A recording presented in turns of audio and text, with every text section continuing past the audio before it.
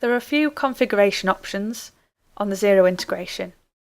To view the settings, go to Integrations and select Xero from the list.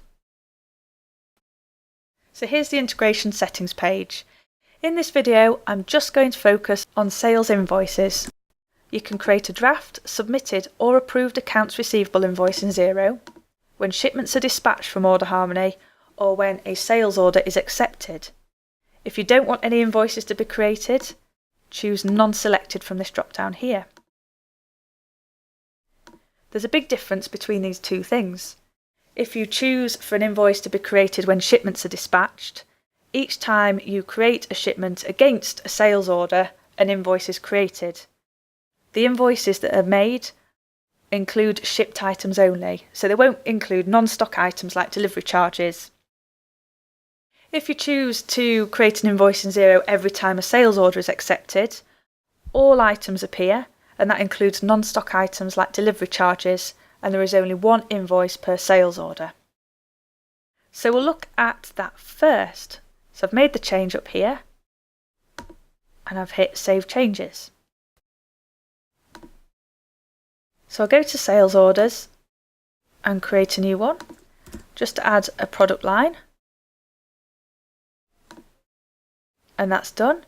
And now I'm going to accept this order.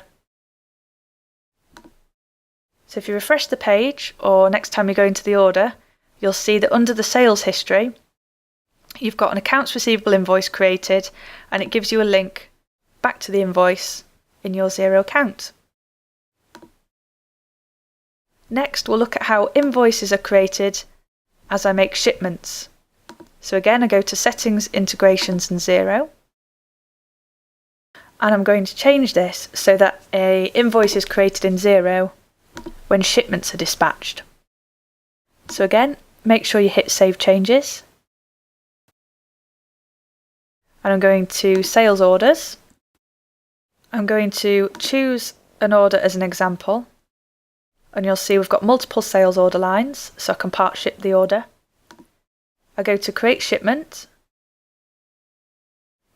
start picking, and I'm going to pick just part of my order and dispatch it.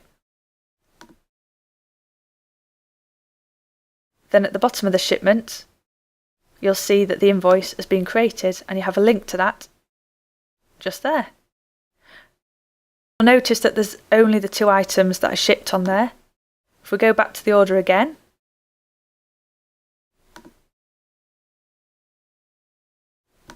we'll create a second shipment, and you'll see that these are the unpicked items. I'll pick those, finish picking, hit dispatch, and you'll see once again, refresh the page, and in your shipment history, there's the link to your invoice in Xero. Finally, going back into the Xero integration settings, you'll notice that the due dates and invoices are set to 28 days by default. If you'd like to change that, click that link to manage your payment terms, make the changes you like and hit Save. And then you'll see that it's been updated in your Xero integration page. If you need any further help, use our help site link here, or you can click our support link to directly message the team.